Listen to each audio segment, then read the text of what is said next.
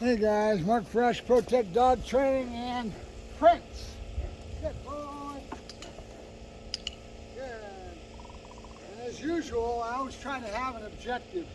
Cold out here today after our winter storm from yesterday. It rained pretty much all day long, and then last night we got a little bit of flurry of snow, and we woke up to some white stuff on the ground, but other than that. So what we're trying to do now is, now that he's really receptive to the food and following the lure, I'm going to start into my heeling pattern. Start teaching him that it's coming from my left hand, and then start teaching him to follow that at my side. Get him into his heeling, and then mix in with my normal powers of 2s and 3s, the table and the bulls. So that's what we're up to today.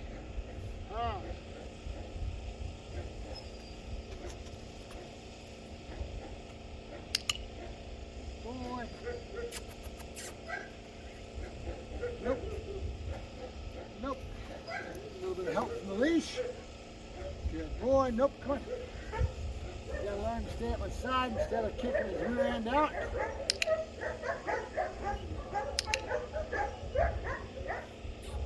I'm gonna teach him where the food's coming from. Go to my face. As soon as he looks, he gets his click and a treat. And start following my left side, right? Remember that we always heel off with the left foot first. That means going, and stay is going to mean right foot first, right? So a little bit of body language cues that we use in training.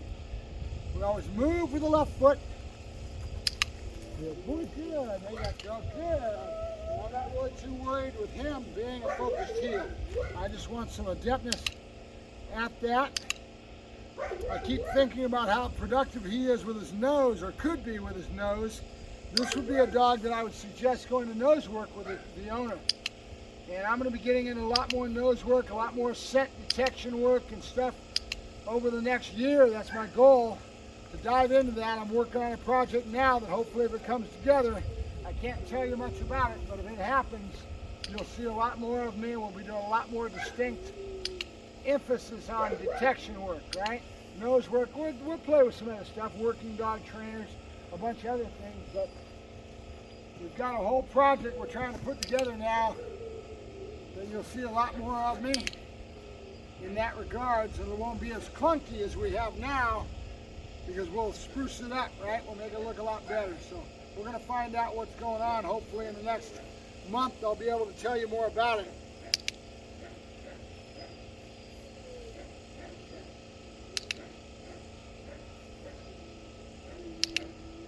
He's looking at my hand where the clicker's at, because he's used to following that right hand.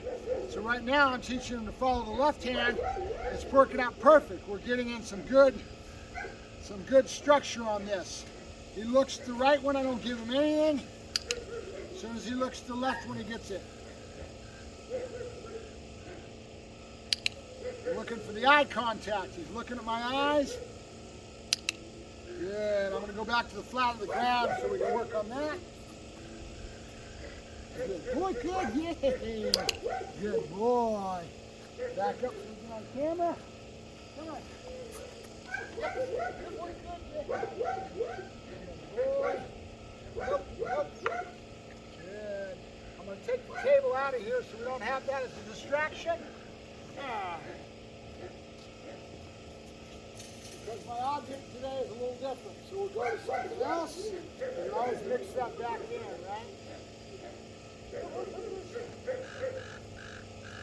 Nope.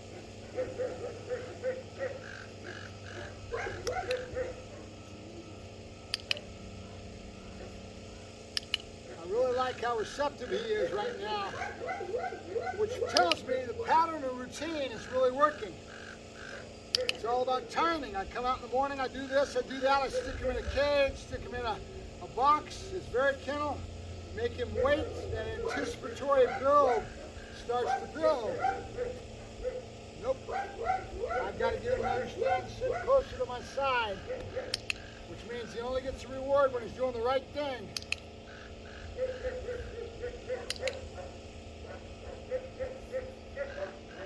Yeah. Now, I don't know if you noticed that, I'm moving this hand on purpose. Nope.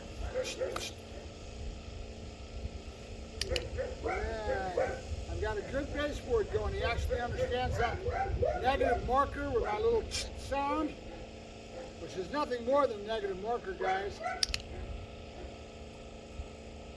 No matter how much Caesar wants you to make you think that it's a big old mystery, it's not. It's nothing more than a pattern of negative marker that he's using. He's tapping, poking the dog in the ribs, whatever it is, giving that sound, and it becomes a negative marker. Just like no or right? Same thing. You see me doing a lot of other voice tone, a lot of other negative markers. So, nope, nope, nope. Good boy, good, yay.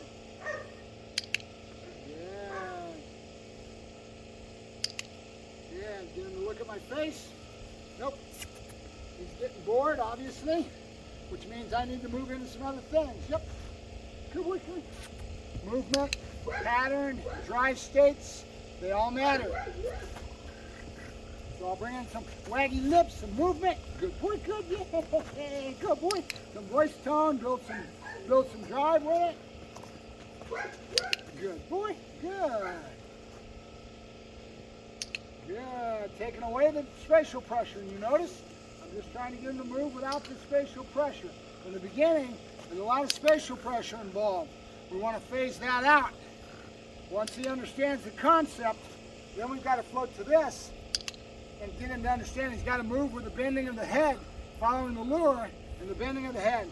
Yep, good boy, yay, good boy, aha, good boy. Yep, ah, good boy, ah, good boy, nope. Good boy, good. Good boy. Nope. Nope. Yeah, right when he stepped, I gave it to him. Trying to take away and phase away the spatial pressure that got it started. We started with the spatial pressure. Remember how many days it took me to get this going? And now look at him. It took me a lot to get him to move, didn't it? Now he understands that spatial pressure means something. So now I want to try to phase that out and get him just to dip his head towards the lure and step with that. There he goes. Okay? I'm phasing away the spatial pressure. Good boy. Because he understands that click means reward, right? Click is the answer. That means I've done the right thing and I'm going to get my reward, right?